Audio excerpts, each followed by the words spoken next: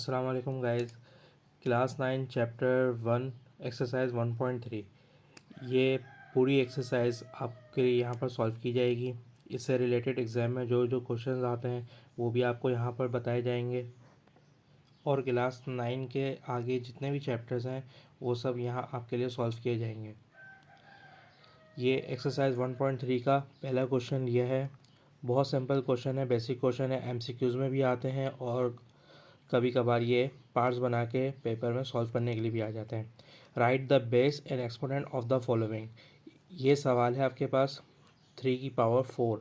इसमें से हमें बेस बतानी है कि बेस कौन सी है और एक्सपोनेंट कौन सी है। हमेशा ये याद रखिएगा कि बेस जो होती है वो नीचे लिखे हुए नंबर को हम बोलते हैं और एक्सपोनेंट जो होती है उसे हम बोलते हैं, जो भी नंबर हमारा पावर में लिखा हुआ हो उसे हम एक्सपोनेंट कहते हैं। इसी तरीके से यहाँ पर इसका सोल्यूशन में बताया कि बेस इक्वल टू 3 हो गया और 4 हमारा एक्सपोनेंट हो गया। लेट सपोज़ अगर यहाँ पर बेस की जगह 3, जहाँ 3 लिखा हुआ है वहाँ 4 होता तो हमारी बेस 4 बन जाती, और जहाँ 4 लिखा हुआ है वहाँ 3 होता तो हमारा एक्सपोनेंट जो है वो 3 बन जाता। इस तरीके के नीचे 1 2 3 एग्जाम्पल्स नहीं हैं, उन्हें ज़रा देख लेते हैं कि 1/2 ये हमारे पास फ्रैक्शन में है। 1/2 यानी कि ये पूरा नंबर यहाँ से यहाँ तक पूरा नंबर हमारे पास ये बेस होगी और एक्सपोनेंट हमारे पास 3 होगी। यानी कि सिर्फ पावर को हम एक्सपोनेंट कह रहे हैं, बाकी जो भी हमारे पास नीचे नंबर होगा चाहे वो अपाउंड में लिखा हुआ हो या सिंगल नंबर हो वो हमारे पास पूरी बेस कहलाएगी। इसी तरीके से यहाँ पर लिखा हुआ -30, -30 हमारे पास बेस हो गई और 20 जो है वो हमारे पास एक्सपोनेंट हो गई। इसी तरीके से एक्सरसाइज 1.3 का क्वेश्चन नंबर 2 जो है उसमें हमारे पास एक सवाल लिखा हुआ है √3 5। अब इसमें हमें क्या बताना है, एक रेडिकेंड और इंडेक्स हमें बताना है।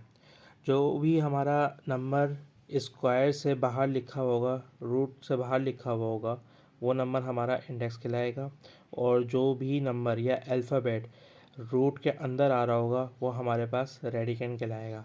इसके ऊपर कुछ एग्जांपल्स लिए हैं, उससे आप लोगों का कॉन्सेप्ट मज़ीद क्लियर हो जाएगा।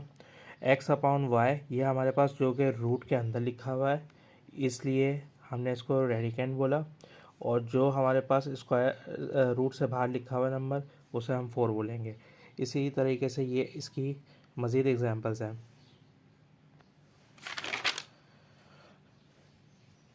हमारे पास अब जो नेक्स्ट है वो है transfer the following into exponential form.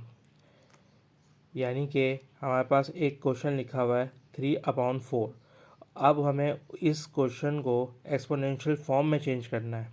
यानी कि हमारे पास जो हमने पीछे एग्जांपल्स देखे थे वो इस तरीके से थे कि हमारे पास एक नंबर लिखा हुआ है 1/2, उसके ऊपर कोई पावर, हमें बताना था कि इसमें से बेस कौन सी और एक्सपोनेंट कौन सा है। अब इसमें हमें ये चीज़ को डिफ़ाइन करना है कि इस टर्म से हम इस टर्म में कैसे आ जाएं, यानी कि एक्सपोनेंशियल फॉर्म में कैसे लिखें।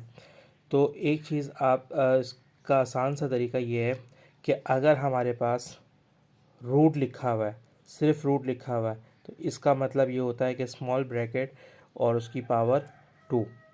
लेकिन अगर इसके साथ यहाँ पर 3 लगा हुआ होता रूट के साथ तो ये वो रूट के साथ वो नंबर बन जाता, लाइक दिस। इस तरीके से अब एग्जांपल्स लेते हैं तो आपको मज़ीद समझ में आएगा। 3/4 यहाँ पर कोई बाहर नंबर नहीं है, सिर्फ रूट है। मैं रूट को हटाऊँगा 3/4 तो मेरे पास ये बन गया 1/2, क्योंकि ये पूरा रूट, सॉरी मैंने यहाँ थोड़ी सी मिस्टेक कर दी, ये 1/2 के बराबर होगा अगर हमारा सिंपल रूट होगा। तो ये हमारे पास 1/रूट आ गया।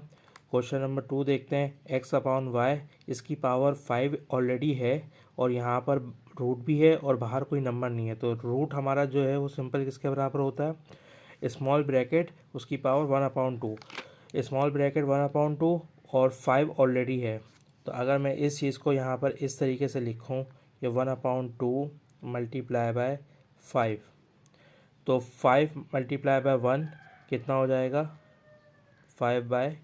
तो यहाँ पर मैंने इस तरीके से डायरेक्ट आंसर लिखा है।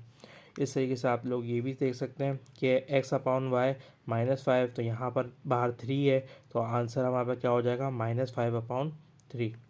इस तरीके से y upon z 7 power already है, रूट हटेगा, रूट हटने के बाद 1/3 आता है, तो 7 मल्टीप्लाई बाय 1 हो जाएगा, तो 1/3। यही कॉन्सेप्ट फॉलो होगा। इस तरीके से ये सारे क्वेश्चन जो हैं वो इस तरीके से सॉल्व किए गए हैं।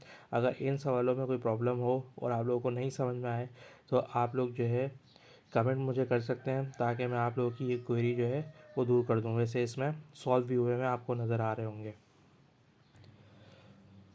अब नेक्स्ट पार्ट है हमारा transform the following into radical form. यानी कि अभी हमने पीछे देखा कि हमारे पास रूट वाले थे और हम उसको इस एक्सपोनेंशियल फॉर्म में ला रहे थे, लेकिन अब यहाँ पर हमें उल्टा करना है। एक्सपोनेंशियल फॉर्म में वहाँ पर क्वेश्चन गिवन है और हमें इसको स्क्वायर वाली रूट वाली फॉर्म में लेके जाना है। 5 की पावर 3 और 1/7।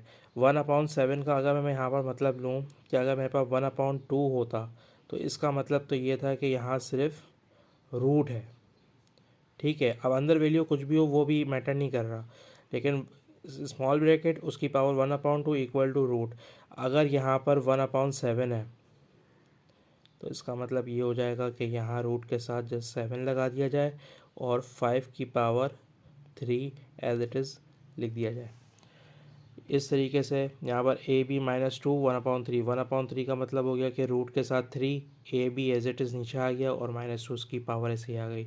इसी तरीके से ये सारे सवाल हैं और ये आपका एक होमवर्क है, और इसमें कोई चीज़ में आपको मुश्किल हो आप मुझे कमेंट करके इसमें चीज़ पूछ सकते हैं। ये थी कंप्लीट एक्सरसाइज 1.4। अगर इसमें 1.3 अगर इसमें कोई भी मसला आता है आपको तो आप मुझे इसमें कमेंट्स में पूछ सकते हैं। और इसके अलावा आप मेरी चैनल को जो है वो सब्सक्राइब कर लें जो न्यू लोग हैं, और बेल आइकन को प्रेस कर दें ताकि आने वाली वीडियो को आपको आसानी से मिल सके। जज़ाकल्लाह, शुक्रिया, थैंक यू।